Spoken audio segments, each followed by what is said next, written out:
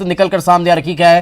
Corona की वजह से शेयर बाजार में गिरावट दर्ज की गई है। शेयर बाजार में भारी गिरावट देखने को मिली है। सेंसेक्स में 3,100 अंकों से ज्यादा की गिरावट दर्ज की गई है। निफ्टी में अब कहीं ना कहीं कारोबार पर 45 मिनट की रोक लग चुकी है। शेयर बाजार 45 मिनट तक बंद रहने वाला है। तो ये बड़ी खबर निकलकर सामने आ रही है।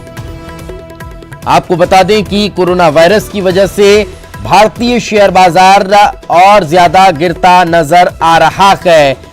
चीन के वुहान से शुरू हुआ कोरोना वायरस अब साउथ से ज्यादा देशों में अपने पैर पसार चुका है और इसका असर अब भारत में धीरे धीरे और ज्यादा बढ़ता दिखाई दे रहा है। शेयर बाजार में भी बेचैनी बढ़ गई है और हफ्ते भर में जो सेंसेक्स है वो कई ज्यादा अंकों से टूट चुका है। लेकिन आज जैसे कि मार्केट खुला वैसे ही ये बड़ी खबर निकलकर सामने आ रही है कि निफ्टी में कारोबार 45 मिनट तक रोक दिया गया है, तो वहीं सेंसेक्स में भी भारी गिरावट दर्ज की गई है।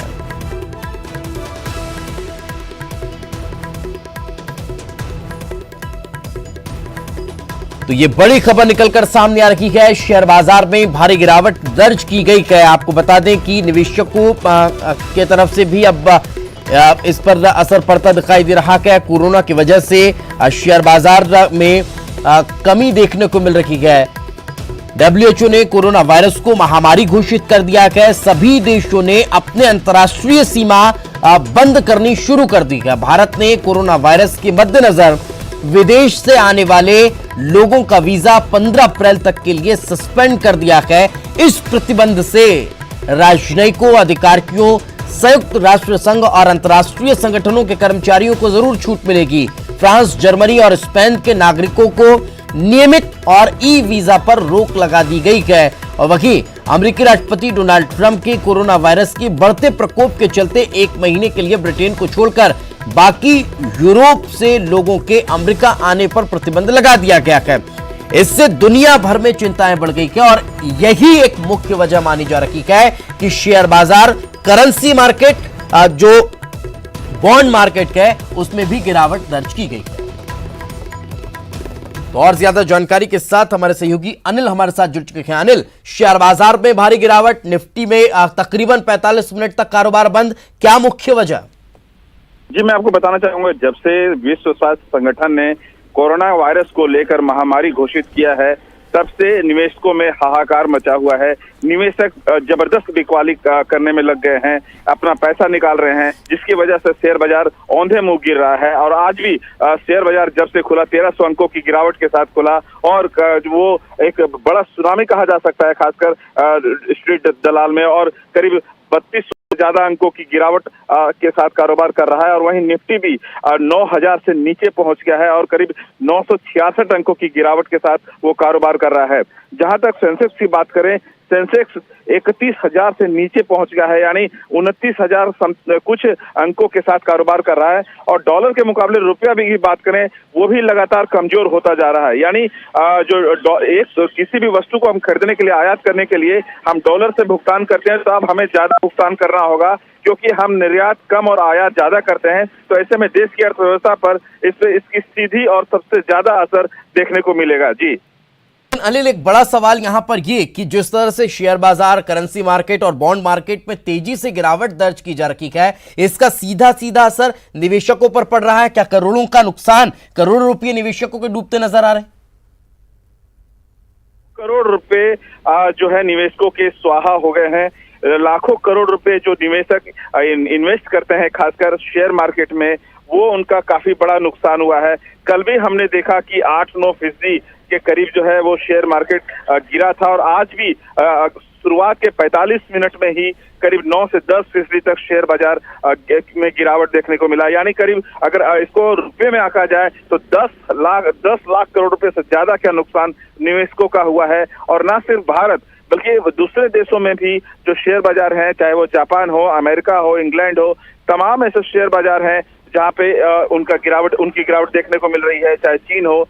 तो इस तरह से कहा जा सकता है कि जितने भी शेयर बाजार हैं, कोरोना वायरस ने सबको डरा कर रख दिया है। निवेशक काफी सहमे हुए हैं, डरे हुए हैं और वे बिकवाली कर रहे हैं, जिसकी वजह से शेयर बाजार लगातार औंधे मुंह गिर रहा है। लेकिन अनिल, एक और चीज यहाँ पर ये भी समझना चाहेंगे आपसे कि जिस तरह से कोरोना वायरस का असर ग्लोबल इकोनॉमी पर पड़ रहा है, तो क्या इसकी वजह से जो आर्थिक का अनुमान क्या है उसमें भी कटौती दर्ज की गई?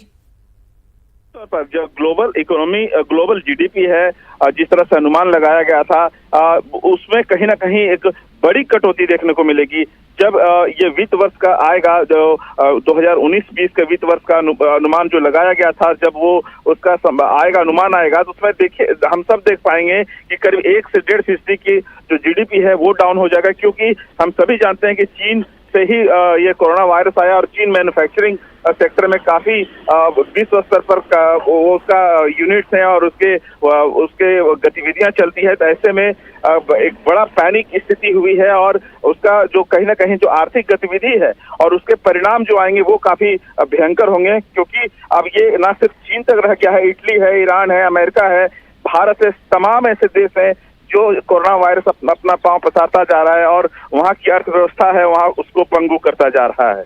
बिल्कुल, जैसा कि आपने मैन्युफैक्चरिंग गतिविधि के लिए स्लो डाउन का जिक्र किया, तो क्या इसके साथ साथ सर्विस इंडस्ट्री पर भी इसका बहुत ज्यादा असर नजर आएगा और शायद यही वजह है कि आर्थिक स्थिति और ज्यादा कमजोर होती चली जाएगी? निश्चित तौर पर सबसे ज्यादा असर अगर बात करें तो इसका सबसे ज्यादा असर टूरिज्म सेक्टर पर पड़ेगा, क्योंकि तमाम देशों ने एडवाइजरी जारी किया है। भारत ने भी एडवाइजरी जारी किया है कि उन देशों पे भारतीय ना जाए जहां पे कोरोना वायरस का सबसे ज्यादा असर है, सबसे ज्यादा इसका फैलाव है। तो कहीं ना कहीं सबसे ज्यादा असर देखने को मिलेगा पर्यटन स्तर को लेकर के। कई बड़े कॉन्फ्रेंसेस कंपनियों ने कैंसिल कर दिए हैं, कई बड़े सेमिनार्स कैंसिल हो गए हैं, बड़े बड़े जो मीटिंग्स हुए हैं वो कैंसिल हुए हैं। प्राइम मिनिस्टर्स के भी कई, जो प्रधानमंत्री नरेंद्र मोदी के भी कई कार्यक्रम रद्द हुए हैं। तो इस तरह से कहा जा सकता है कि आर्थिक जो गतिविधि है खासकर वो काफी सुस्त हो जाएगी और काफी मंदी हो जाएगी, जिससे ना सिर्फ अपॉर्चुनिटी कम होगा बल्कि जो एग्जिस्टिंग गतिविधियां हैं वो कहीं ना कहीं बड़ी गिरावट देखने को मिलेगी। यानी जो कहा जा सकता है इकोनॉमी रिसेशन 2008-9 में जिस तरह से आया था उसकी एक छाप देखने को मिल सकती है आने वाले समय पे। बिल्कुल, लेकिन शेयर बाजार, करेंसी और बॉन्ड मार्केट के अलावा क्या इसका असर कच्चे तेल पर भी हो रहा है? जी, निश्चित तौर पर कच्चे तेल पे भी हमने देखा कि जब से ओपेक कंट्रीज और रूस ने उत्पादन करने में कटौती पे वो लोग राजी नहीं हुए, इसके बाद जिस तरह से प्राइस वॉर हुआ और हमने देखा कि ब्रेंट क्रूड और WTI क्रूड है वो लगातार डाउन होता गया। 30% तक उसमें गिरावट देखने को मिली थी और अभी भी वो 30 से 33 डॉलर प्रति बैरल से अंतर्राष्ट्रीय बाजार में क्रूड ऑयल कारोबार कर रहा है। तो इसमें भी देखने को मिला। और पेट्रोल डीजल, जहां तक की बात है, पेट्रोल डीजल में उस लेवल पे कन्वर्ट नहीं हुआ, कंज्यूमर को पास नहीं हो पाया जिस लेवल पे अंतर्राष्ट्रीय बाजार में क्रूड ऑयल के दाम गिरे हैं। तो कहीं ना कहीं जो ऑयल मार्केटिंग कंपनीज हैं उनका मुनाफा तो बढ़ा है, लेकिन जो कंज्यूमर है उनको पास आउट नहीं हुआ। और क्रूड ऑयल कम होने से ये एक बात जरूर है कि जो भारतीय अर्थव्यवस्था है, क्योंकि हम 83 से 84% क्रूड ऑयल हम इंपोर्ट करते हैं, तो ऐसे में एक हमारे लिए बड़ी राहत होगी कि हम जो है क्रूड ऑयल के दाम अगर गिरावट हुई है तो हम उसमें कम भुगतान करना होगा। लेकिन दूसरी तरफ ये भी है कि डॉलर के मुकाबले जब रुपया कमजोर होता है तो हमें किसी भी वस्तु को खरीदने के लिए ज्यादा रुपया खर्च करना पड़ता है। जी, लेकिन अनिल, अब जो स्थिति है लगातार, अब हालांकि बाजार कब तक गिरेगा ये शायद कहना संभव नहीं है, लेकिन इस बीच जो निवेशक हैं उन्हें क्या करना चाहिए? क्या बाजार से दूर रहें और दूर रहने के साथ फिर अगर वो निवेश करना चाह रहे हैं तो फिर क्या उनके पास बचता है? जी देखिए, जहां तक मुझे लगता है जो जानकार जो सेंसेक्स मामलों के जानकार है उनसे जो हमारी बातचीत हुई है, अभी उनका कहना है कि जो निवेशक है वेट एंड वॉच की स्थिति करनी चाहिए, जल्दबाजी नहीं करनी चाहिए। खास करके उन शेयरों में अपना पैसा लगाना चाहिए जिनका ट्रैक रिकॉर्ड काफी अच्छा रहा है। खास करके जो डोमेस्टिक मार्केट में जिनका काफी अच्छा पकड़ है, डोमेस्टिक मार्केट में जो ज्यादा कंज्यूम करते हैं, उन तमाम कंपनियों पे, तमाम शेयर कंपनियों के शेयर मार्केट में शेयर में पैसा लगाना चाहिए। और अभी फिलहाल जो है काफी सहम कर निवेशकों को निवेश करने की जरूरत है। जी, लेकिन अब मार्केट को सुधारने के लिए क्या कोई पहल हो पा रही है? फिलहाल ऐसा कुछ देखने को नहीं मिल रहा है, क्योंकि केंद्र सरकार की तरफ से भी हमने अभी ऐसा कोई स्टेटमेंट नहीं देखा है कि निवेशकों पे एक भरोसा दिया जाए कि जो भारतीय अर्थव्यवस्था है काफी बुनियादी तौर पर मजबूत है, या फिर भारत सरकार किस तरह से कदम उठा रही है। क्योंकि संसद में भी कल हमने देखा कि इस मामले को उठाया गया था विपक्ष के तरफ से कि भारतीय अर्थव्यवस्था की जो पटरी से उतर रही है उसके लिए सरकार क्या कर रही है। इस तरह की तमाम चीजें भी हमने संसद में भी देखा और बाहर भी जब हम ये इस तरह के आंकड़े बिल्कुल कहीं ना कहीं अब यही समझा जा सकता है कि इसको कैसे और मजबूत किया जाए, कैसे इसको सुधारा जाए, इस पर विचार विमर्श होना भी बाकी है। बहुत बहुत शुक्रिया हमारे साथ चर्चा में जुड़ने के लिए, इस तमाम जानकारी के लिए। एक छोटे से ब्रेक के लिए रुकेंगे, ब्रेक के बाद जल्द हाजिर होंगे।